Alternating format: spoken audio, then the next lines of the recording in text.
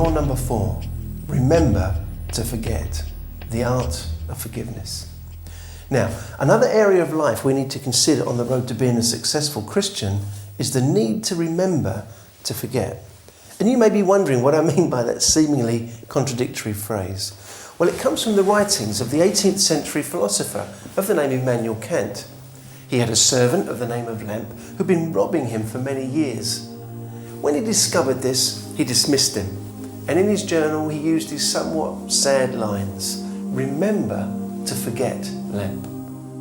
So, how can we remember to forget? You know, psychologists tell us we never forget anything. The brain is the most amazing, complex organ in the human body. It's involved in everything you do, how you think, how you feel, how you act, and how you interact with others. It's estimated there are more connections in the brain than there are stars in the universe. That's around 100 billion neurons. Now you're probably saying to me, well, I can forget all right. I've forgotten my birthdays, I've forgotten my husband's birthday, anniversaries. I can easily forget. There's a wonderful moment in the life of Joseph in the Bible. You remember the story? He's thrown into a pit by his brothers. He's sold as a slave to the Egyptians. He's wrongly accused of sexual assault and thrust into prison. But suddenly, he's elevated to becoming the Prime Minister of Egypt. Later, he has 2 sons, and the first son is called Manasseh, meaning God has made me to forget. Forget the trials and difficulties which he's faced over the years. You see, the biggest disruptor and cause of relationship problems is not things forgotten that should have been remembered, but things remembered that should have been forgotten.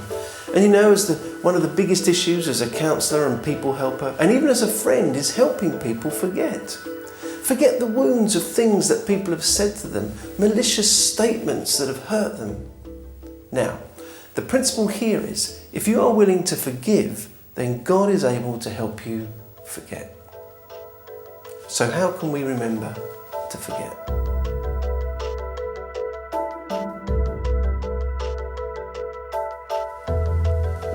So let me clarify on this word forget, because it can be used in different ways. Firstly, it can be used when we fail to recall something.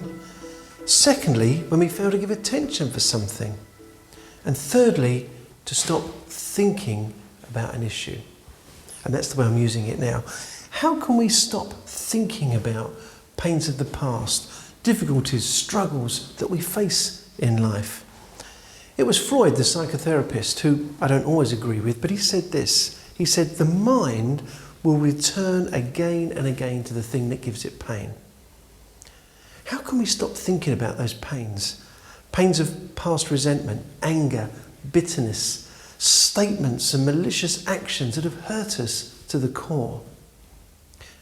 How do we deal with these?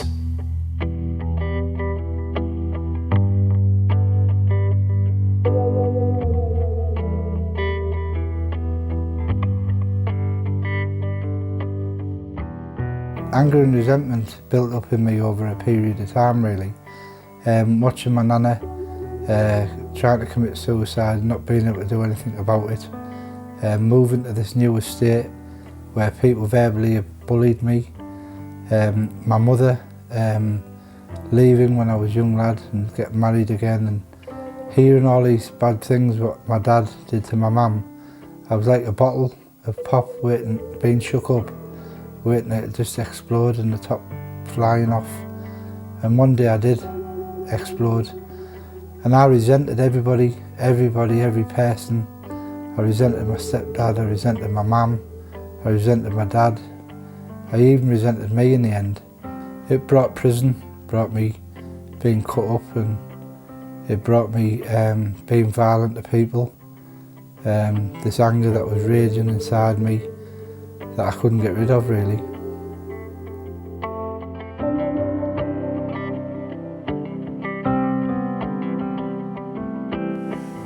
So how can we deal with these things?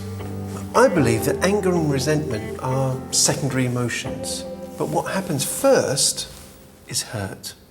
When we get hurt, we respond to it by becoming angry, which can flare up, or we can develop resentments, which can smoulder and be more lingering.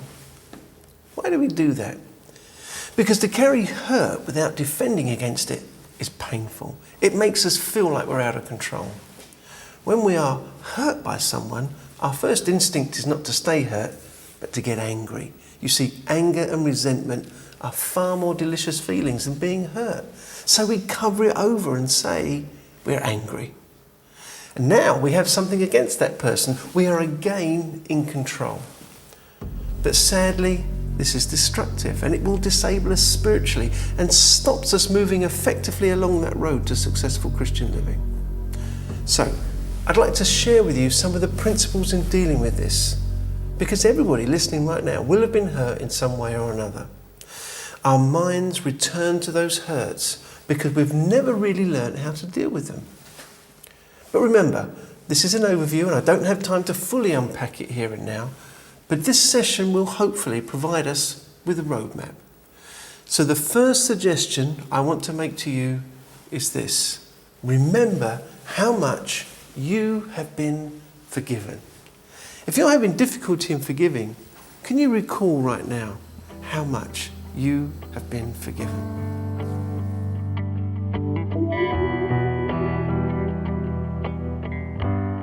I found myself waking up out of a coma, which I'd been in for 6 days, and my mother being there, and my mum had grew to resent me and not like me, and I wondered what she was doing. It was then I first heard that someone had prayed for me when there was no hope, and there was a process began of 2 months in hospital, hearing about Jesus, not really wanting to become a Christian. And I said to him this, that Jesus, if you are real, you'll show me, you'll show me that you love me, because people have told me that they love me all my life, and words aren't enough, I need to know. And there and then I felt impacted by the love of Christ, and I knew that Jesus had forgiven me for all them things I'd done, and now it was time for me to forgive me and to forgive other people.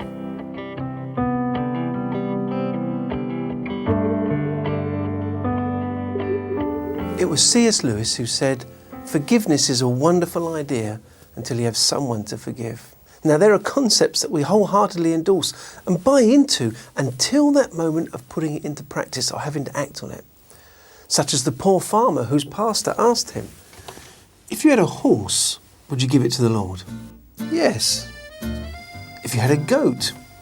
Absolutely. And a cow? Sure. How about a pig? Now that's not fair. You know I have a pig. Remembering to forget. It's another law of life.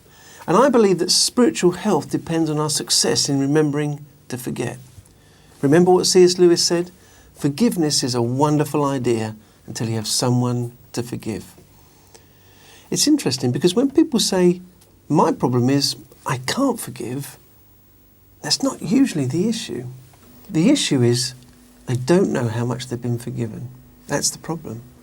Because you see, whenever we realise that God has forgiven our sins, when we truly grasp the enormity of God's forgiveness towards us, when we can walk in the realisation of how much we've been forgiven by Him, then everything else pales into insignificance by that one tremendous fact alone. God is so majestic and transcendent, yet through the mercy of the cross, He's forgiven us. Do you realise how much we've been forgiven? Totally forgiven. Because when we realise that, and we truly live in the good of how much we've been forgiven, then in the light of that, it's so much easier to offer forgiveness. So, my second suggestion is this: deal honestly with lingering resentments. Because honesty is an important issue in dealing with the soul. The first step in dealing with this issue of forgiveness is to admit it, face up to it, deal with it. And I want to suggest to you right now that if you're struggling with this issue, the first thing you need to do is admit it. Bring it to God. He is big enough. After all, He knows all about you anyway in the first place. Trouble is, as Christians, is we're often very good at denying things. We pretend there's nothing wrong. There's nothing the matter. We're very good at hiding things away. So the first thing I want to suggest to you is this: to deal honestly with lingering resentments.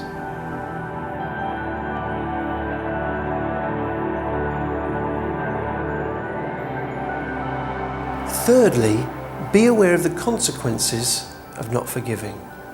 A biblical passage that brings this out forcibly is Matthew 18.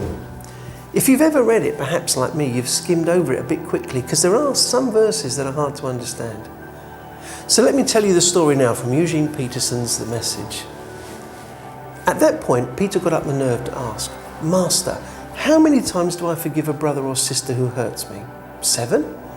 Jesus replied, 7? Hardly. Try 70 times 7. The kingdom of God is like a king who decided to square accounts with his servants. As he got underway, one servant was brought before him who had run up a debt of $100,000. He couldn't pay up, so the king ordered the man, along with his wife, children and goods, to be auctioned off at the slave market.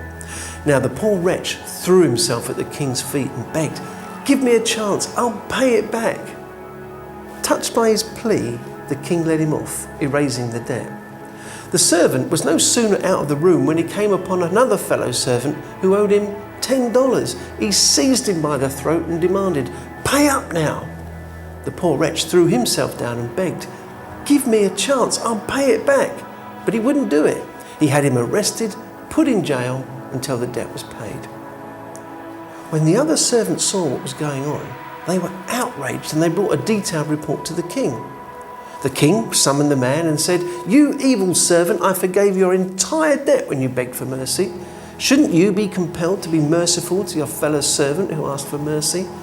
The king was furious and put the screws on the man until he paid back his entire debt. And that is exactly what my Father in heaven is going to do to each of you who doesn't forgive unconditionally anyone who asks for mercy.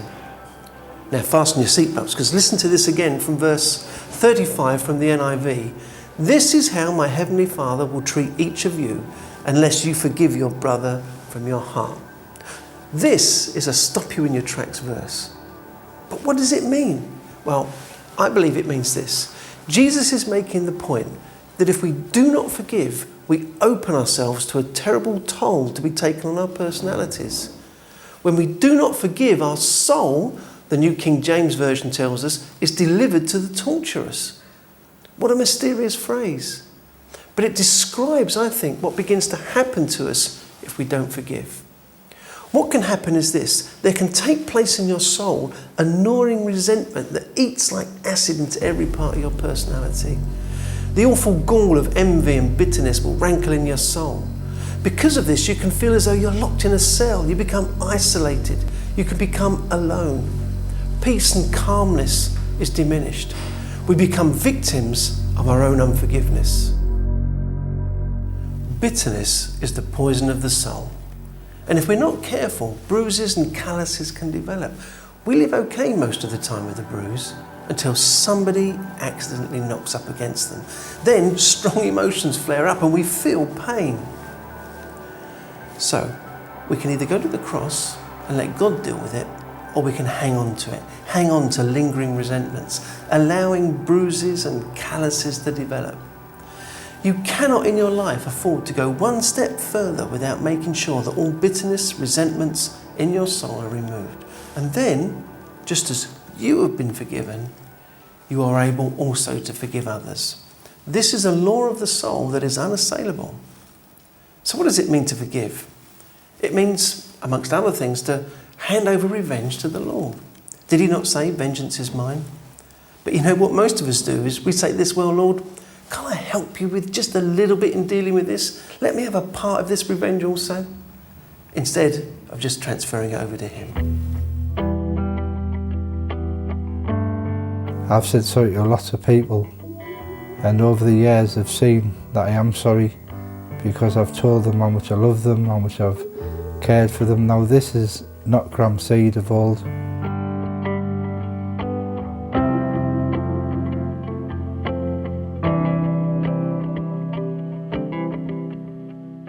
So, may I suggest you ask God to help you forget. What will happen then will be the same as what happened in the life of Joseph. When you decide to forgive, God will help you forget. But we have to first face the fact we've been hurt. Deal with that in a way that Scripture encourages us to. Is this something you're struggling with? Are you ready to hand it over to God? No gossiping about the offender. You see, grace is getting what we don't deserve.